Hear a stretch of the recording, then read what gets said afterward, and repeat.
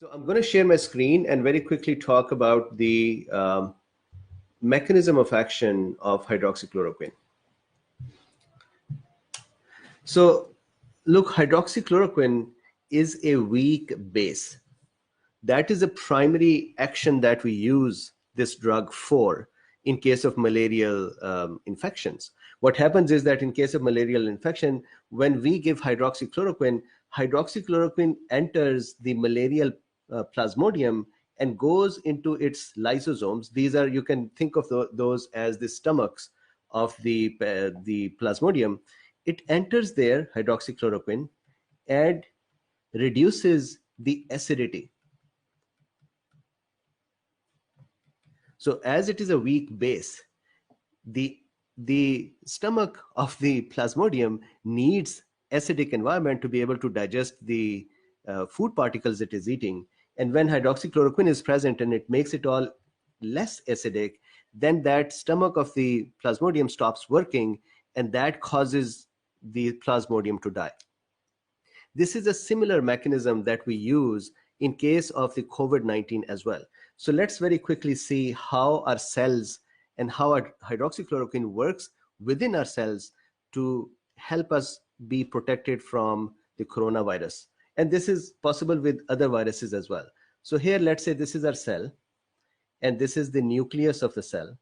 What happens is that the coronavirus, I think we all know that it binds to ACE2. We call it receptor. It is actually an enzyme present on the surface of our cells, but we call it a receptor because it allows the coronavirus to bind. So let's say here we have a coronavirus. Coronaviruses have spike proteins on them. These spike proteins, or S proteins, are the ones that they use to bind with our ACE2 receptors on our cells. Once they have bound there, then what happens is that there is a thing we say that priming of the S protein occurs. That means that the S protein with one of our enzymes is broken down into two components, and then one component holds on here, the other component binds with our cell membrane, and then this virus starts fusing with the cell membrane. So if I can make it over here, let's say this would start fusing here. So this is the virus envelope now that has fused with our cell membrane. The result of that is that the RNA present in the virus would then be transferred into our cell. Once the RNA of the virus is in our cell, we call it messenger RNA because of its orientation. Once it is inside our cell, this RNA would start helping make more viruses. Now, check this out. This is such a beautiful mechanism. Once the hydroxychloroquine enters our cells, it causes the cellular environment to become less acidic. Especially in the endosomes and in the Golgi apparatus. If you're a medical professional, you will know that Golgi apparatuses are necessary for the virus to then eject from our cells. Similarly, endoplasmic reticulums are small structures here that help make the virus.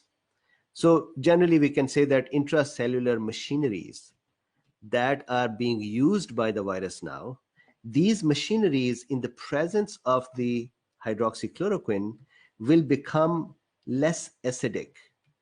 Because hydroxychloroquine is basic in nature, because it is alkaline in nature, it reduces the acidity inside the cell.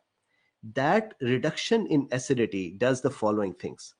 Number one, this fusion of the virus envelope with our membrane to then allow its RNA to arrive into the cell, this fusion is hindered. This fusion requires acidic environment inside the cell. And in the presence of hydroxychloroquine, because the environment inside the cell has become less acidic, the fusion becomes hindered. So that is one mechanism.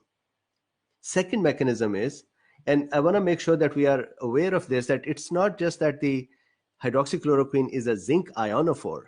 These are extra functions or mechanisms by which it helps. So the second mechanism is that when the hydroxychloroquine is present and the environment is alkaline, now the virus has an enzyme called RDRP, RNA dependent RNA polymerase. This enzyme is the one that would help the virus make its copies. And alkaline environment is bad for this enzyme as well. All of the cellular machinery needs acidic environment. So the second issue that occurs for coronavirus in the presence of HCQ is that the RDRP cannot function correctly. And that is another mechanism by which hydroxychloroquine stalls or slows down the virus replication. Number three, the inside of these lysosomes and the Golgi apparatuses, or the endosomes, the machineries, inside there, the virus has its particles that are generated. So remember, viruses are not, they cannot normally divide. They're not living cells with the division and the nucleus machinery. They are RNAs. So they need to be, their small components are made separately, just like a car is manufactured in separate components and then we put them together. Similarly, the virus components are made separately in the cell and then they are put together in the Golgi apparatuses. And Golgi apparatuses would also require acidic environment. And when the hydroxychloroquine is present, the Golgi apparatus and the endoplasms cannot work correctly. And the result is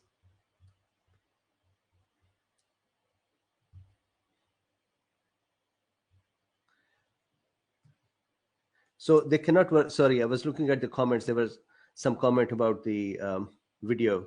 So now that the endoplasmic reticulums are not able to work correctly, that means the assembly of the virus cannot occur correctly as well, or cannot occur. So virus assembly is stalled as well.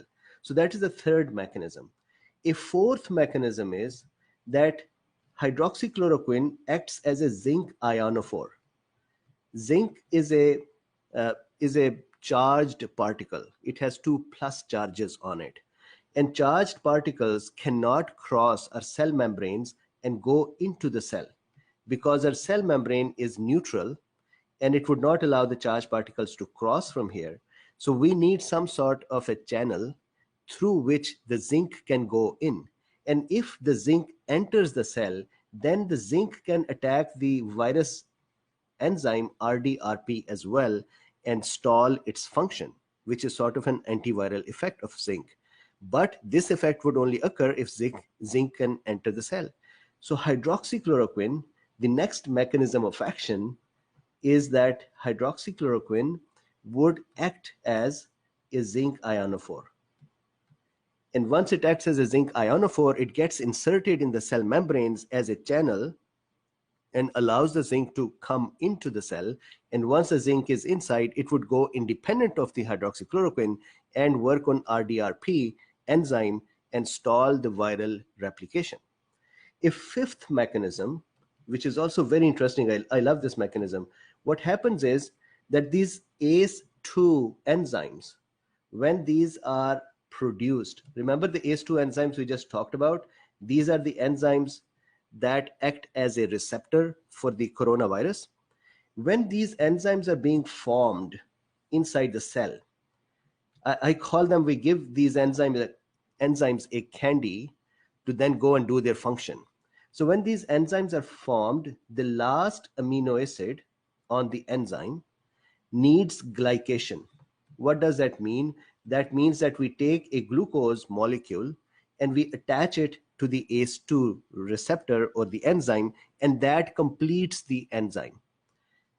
Hydroxychloroquine interferes with the last amino acid glycation of the ACE2 receptors. The result of that is that when the ACE2 appears on our cell's surface, it has a slightly different shape compared to the regular ACE2 enzymes, because one glycated amino acid is not glycated. The result of that is that when coronavirus S protein tries to bind, so let's say this is the coronavirus again here, and the S protein is here, when it tries to bind with this modified ACE2, the affinity of binding is not strong enough and it kind of slips out. So that is the fifth mechanism. So if you now look at it, on one end, hydroxychloroquine would not allow an efficient binding of the coronavirus with our cells.